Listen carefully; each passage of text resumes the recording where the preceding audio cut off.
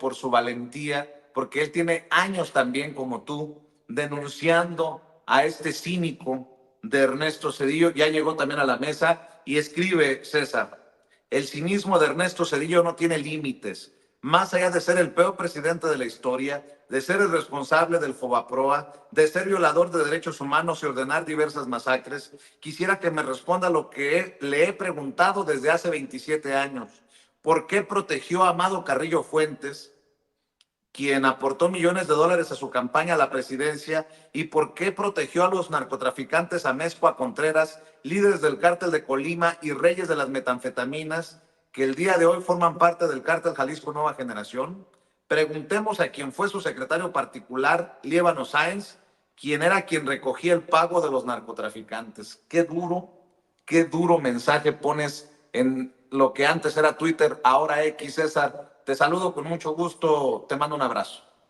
¿Cómo estás, Vicente? Un saludo siempre con afecto, obviamente un saludo a Paco y obviamente lo mejor a Pepe, que estamos al pendiente de su recuperación.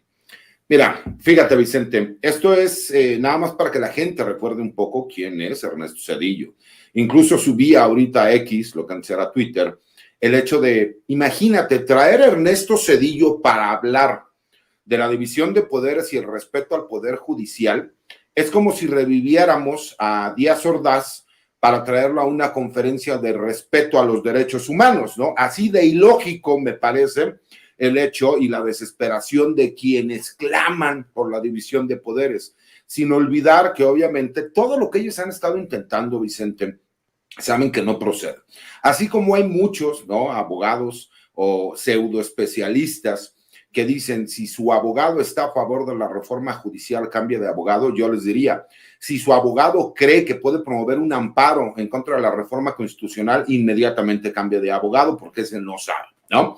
Pero retomando un poquito, y yo sé que a lo mejor muchas personas dirán que el problema que yo tengo es un problema personal con Ernesto Zedillo, pues yo tengo que decirles que sí, obviamente sí es un problema personal que yo tengo con Ernesto Zedillo Ponce de León, porque tenemos que recordar que en febrero de 1997, yo siendo un civil, a mí personal militar me secuestró y me torturó.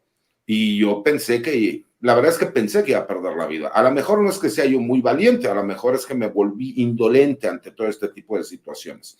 Y que yo he buscado confrontarlo en diferentes lugares. Yo ya fui a Yale y me corrieron de las instalaciones cuando le empecé a gritar y a reclamar públicamente. Tú lo sabes, me entrevistaste la vez anterior que vino a México, en donde ahí hicieron algunos movimientos para que yo no pudiera ir a increparlo. Y la verdad es que el domingo, por más que intenté, obviamente como es una asociación internacional de abogados, pues ellos restringieron los accesos para que yo no pudiera tener la posibilidad de confrontar. Pero yo le pregunto y le hago la pregunta pública, ¿no?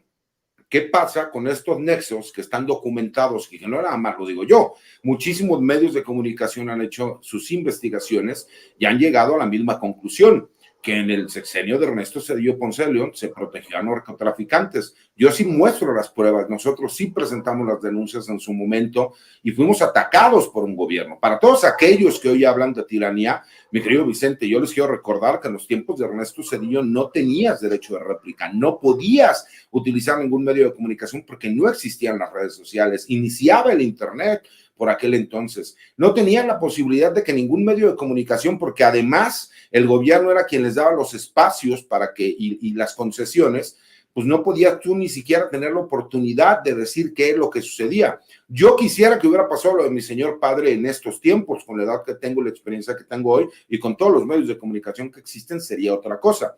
Pero aquí, más allá de las rencillas personales que yo tengo en contra de este personaje, es increíble que utilicen a un pasquín como él, que es el creador de todos estos fideicomisos, de todas estas supuestas instituciones ciudadanas e independientes para mantener el control.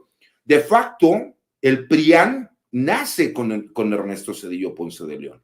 Y nada más recordemos por qué el presidente de la República, Vicente, acaba con todos estos fideicomisos fantasmas que existían en México, porque todavía cuando llega el presidente de la República seguían existiendo fideicomisos a favor de los hijos de Carlos Salinas de Gortari y de Ernesto Zedillo, que recibían decenas de millones de dólares. ¿A razón de qué? Todos sabemos que el hijo mayor de Ernesto Zedillo, quien por cierto, le vuelvo a decir, he recibido sus amenazas y acuso de recibo, y aquí sigo y aquí seguiré, ¿no? ¿Por qué? Porque siempre lo he dicho abiertamente y me gusta ser una voz crítica y decir las cosas como son, ¿no? Ese hijo que no quiso reconocer al hijo de Erika Buenfil, que resulta que es multimillonario y que tiene un par de propiedades que valen cientos de millones de dólares cuando nunca en su vida ha trabajado. ¿Por qué la gente quiere realmente vanagloriar a un expresidente opaco, un expresidente que viene a decirnos que vamos a vivir una tiranía cuando en sus sexenios sí vivimos una tiranía, cuando nos quieren espantar con el petate del muerto de que nos vamos a convertir en Venezuela? Señores, nosotros ya fuimos y estuvimos peor que Venezuela. En el sexenio Ernesto Zedillo, lo que él llamó el famoso error de diciembre, que a nivel mundial se conoció como el efecto tequila, supimos la peor crisis económica de nuestra historia.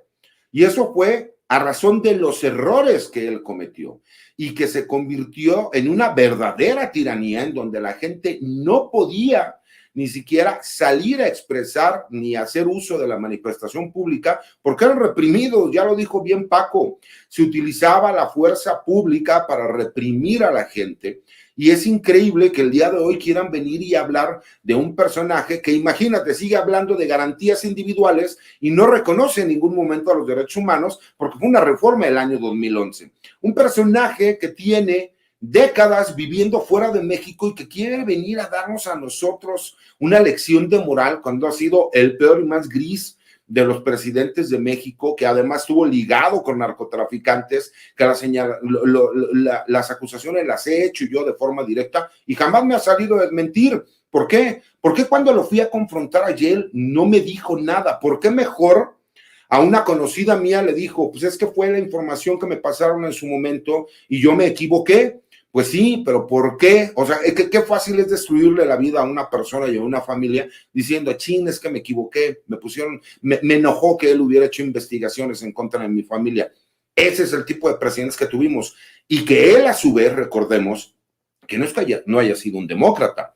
Él sabía que con el pleito que había tenido con Salinas de Gortari, el candidato del PRI, si me explico, que iba a llegar posiblemente, que era el que fue exgobernador de Sinaloa y que posteriormente fue secretario de Estado, La Bastida, no era su candidato. Recordemos que incluso, ¿no? Los que ya somos un poco más grandes, que ya estamos rodados en carretera, sale La Bastida a decir que él no puede en este momento hablar de resultados porque apenas inician los conteos y es muy pronto.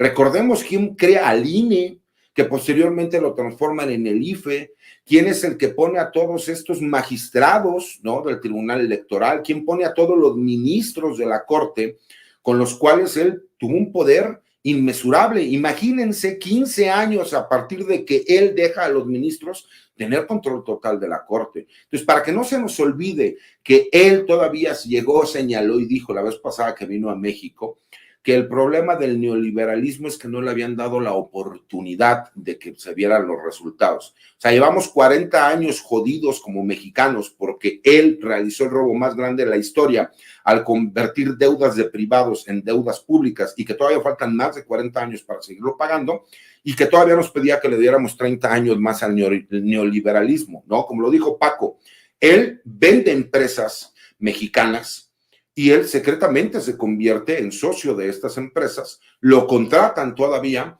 y de forma impune se va a vivir fuera de México y supuestamente se autoexilia, pero hoy quiere levantar la voz. Eso lo hubiera hecho hace 30 años, mi querido Vicente. No hoy. ¿Hoy de qué sirve? Con todo respeto, es un personaje gris, decrépito, no conoce la realidad de lo que se vive en México y obviamente viene a defender la pérdida de poder que ha tenido personajes como él y sus allegados.